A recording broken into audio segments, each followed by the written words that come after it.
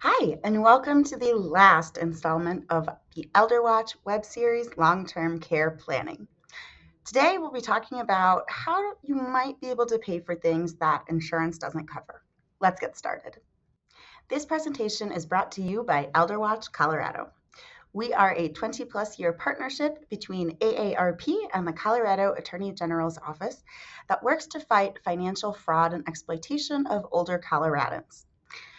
In addition to educational presentations, both in person and virtually, we also assist with data collection and have a volunteer-assisted fraud victim support helpline.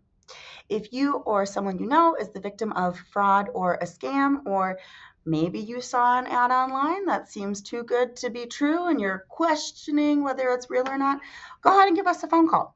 Our phone number is 800-222-4444, select option 2. My name is Jessica Zawadsky. I am the program specialist for Elder Watch Colorado. So if you've been following along with us for the entirety of this web series, we're here! We've reached the fourth topic that we'll cover. But just in case this is the first video in the series that you've caught, there have been 3 other topics that we've already covered. First, we covered what I call options and acronyms, and this was a series on, or a presentation rather, on some of the different long-term care options that might be available to you, depending on the level of care you need, as well as the duration of stay that you're looking for. After that, we talked about some of the things that you might want to take into consideration when it comes to assessing one facility versus another facility, as well as to finding what you need in a long-term care facility. After that, we talked about how insurance, particularly Medicare and Medicaid, works when it comes to financing long-term care.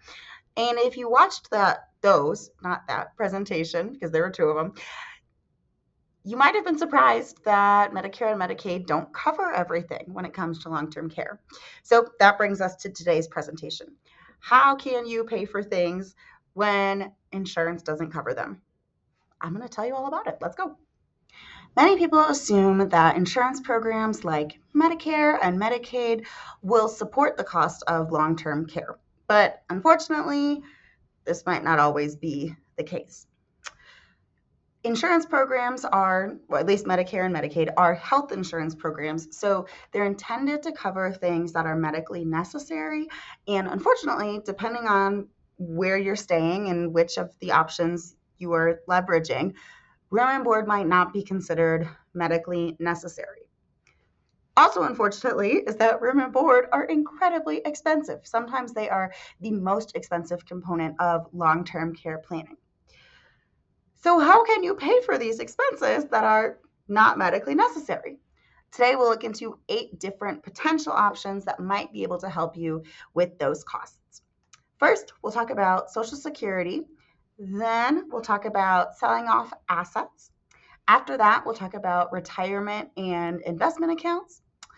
Then we'll talk about how life insurance might be able to help you out if you cash out a policy. After that, we'll talk about veterans benefits, and we will end with talking about a couple of state assistance programs. If you've seen other presentations in this series, this slide might look familiar to you. So that top graphic illustrates the costs of different types of services, as well as some of the changes between 2023 and 2022, as well as the year-over-year increase. In the second graphic, you can see a comparison of costs of nursing homes, and it's only nursing homes, so it's not assisted living, it's not independent living. You'll see those nationally as well as across Colorado and different parts of Colorado. And as you can see, these costs might be upwards of $100,000 annually for nursing homes alone. And that was 3 years ago in 2021. So these numbers have definitely jumped up. Depending on the type of care you need, so maybe you don't need everything that goes into a nursing home, these financials might look a little bit different. But if you're not using a nursing home, if you're using more independent living or assisted living, it's even more important that you're here for this presentation, because those tend to be the services that you might have to spend the most out of pocket for. The fate of Social Security may feel a little bit murky, at least at the time of this recording, but Social Security ends up being one large income source for many people who are financing long-term care. Now, if you've been to other presentations with me or listened to our podcast, you've heard me reference the three-legged stool. And this is the idea that your income in retirement comes from three different sources, Social Security being one of them. And I do think that illustrates how Social Security is not supposed to take care of everything. So, frankly, your Social Security might not be enough to finance your long-term care room and board, but it will probably help you out. When it comes to preemptively trying to understand what your Social Security income might look like, you can explore the online benefits calculator provided by the Social Security Administration. That link is displayed on the slide right under those crisp green dollar bills. So after you've considered what you'll be getting in Social Security and how those payments will help you finance long-term care, the next thing you're going to want to look into is your assets. If you own your home and you're going to be moving to a long-term care facility for a longer period of time or indefinitely, for example, assisted living or independent living, your house might be the first asset that you consider leveraging to finance your new living situation.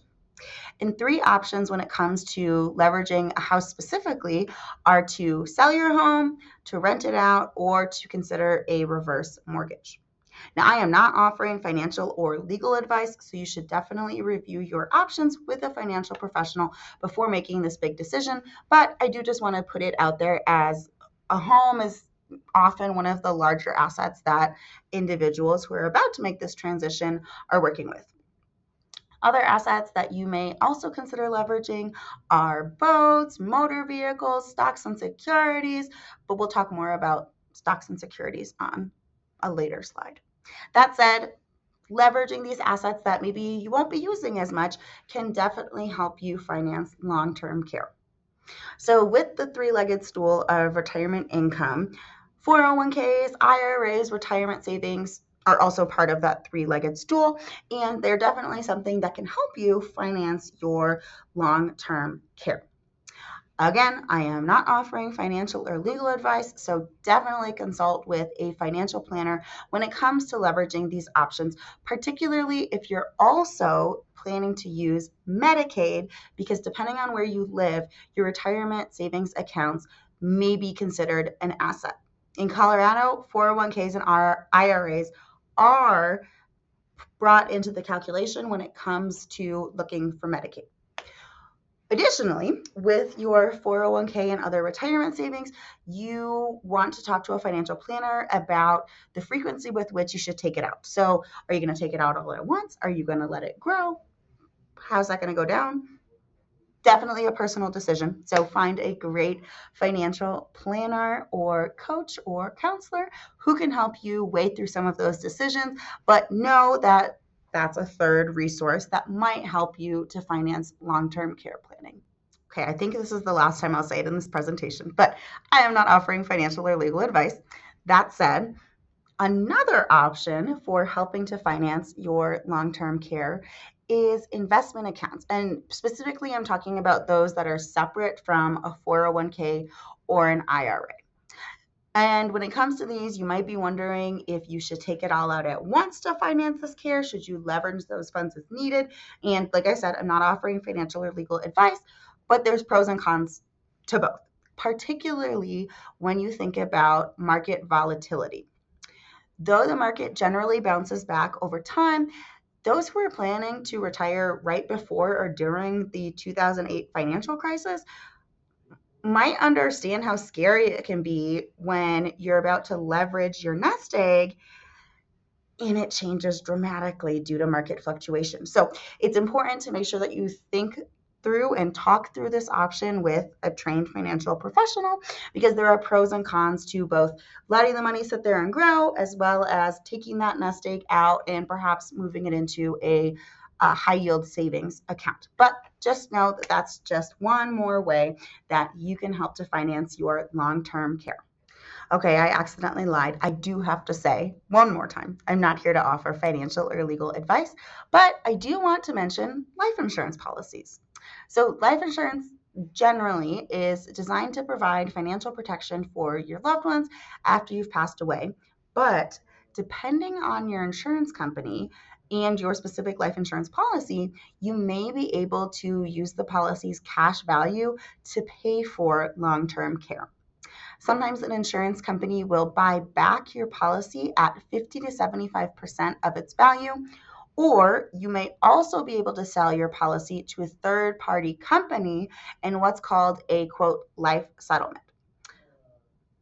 But again, this is not financial or legal advice. There are definitely pros and cons to this idea, so consult with a professional. But if you have a life insurance policy and maybe you don't have any dependents, or maybe those other options we've talked about so far really aren't going to cut the mustard, which if you know where that expression comes, please let me know.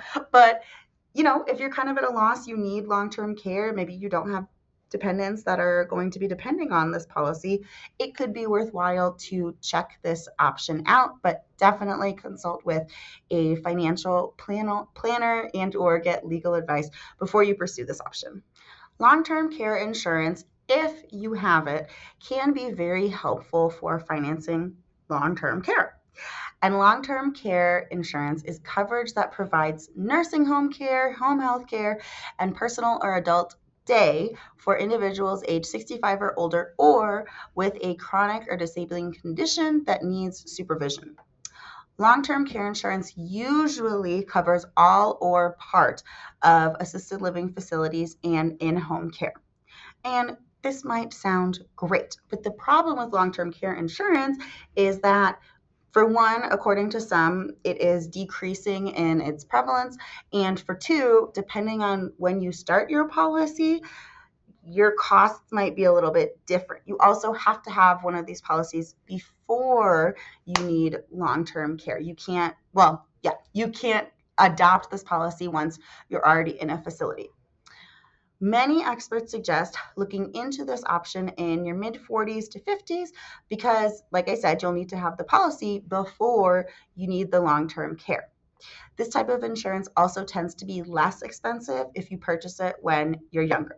So, the table on this slide is from a 2024 Forbes Advisor article, and it illustrates the coverage, how it changes those annual policy costs when it comes to long term care insurance by age, gender, and then single versus couple payments. So if you're watching this video because you're being super proactive and you or your loved one isn't quite at the place where you need long-term care, this could definitely be a good option to look into. But if you're looking or if you're in the process of looking for a long-term care facility, it might be too late to engage in this type of insurance. That said, again, consult with financial or legal experts first. Let's also talk about veterans benefits. The Veterans Administration may be able to offset the cost of long-term care, but generally only if you're signed up for VA healthcare. Now, this can encompass a lot of different things, so it's definitely important to contact the Veterans Administration or go visit them so that you have a better understanding of how they might be able to help you with your specific needs. If you want to learn more about how they might be able to support you online, though, you can go to va.gov/geriatrics. That's va.gov/geriatrics. All right, and the last thing that I want to talk about is state assistance programs. Now, we are with Elder Watch, we're in Colorado, so I'll be talking about two programs within Colorado, but wherever you are in the country, definitely looking into this option might help you offset some of those costs, although there are often eligibility requirements that you have to meet before you're able to engage in these programs. So in Colorado, the Colorado Old Age Pension may be able to help individuals over 60 years of age. This program is thought of as a little bit more of a safety net, and at the time of this writing, it pays $981 per month. However, like I said, there's usually eligibility requirements. So to be eligible, your resources as a single client must not exceed $2,000, and for married couples cannot exceed $3,000, including assets. The Colorado Home Care Allowance may also be a resource. This program provides cash assistance to individuals with disabilities to pay a home care provider with the intention of helping individuals stay in their homes before moving into a facility, which again can be helpful given those supply and demand issues as well as staff shortages. And these are just two examples of state programs, but doing some research on what's available to you in your state can also help you find additional savings. If you've missed the other topics that we've covered, we have also talked about options and acronyms, so kind of going through some of the jargon as well as some of the different types of facilities that you might encounter. We've talked about considerations and questions that you should ask when you're evaluating the goodness of fit of one long-term care facility versus another. We've talked about how insurance comes into play, and then today we talked about some of the ways that you might be able to finance long-term care if insurance doesn't cover everything that you need it to. I hope that you found this helpful. I know that this topic can be triggering, it can be emotional. There's a lot that comes with it, and it's not always fun. That said, it might not be fun, period. So I think that having some additional information kind of in your back pocket to help you make the best decision is the best preparation that we can do for a situation that, again, 60 to 75% of us will likely face. I really hope that you've learned something. I hope I've given you some food for thought. I hope I've quelled some anxieties. And if not, let me know what I was missing. Let me know what you would have wanted me to add into this presentation. That's it for this Elder Watch series, but we'll definitely have more coming your way.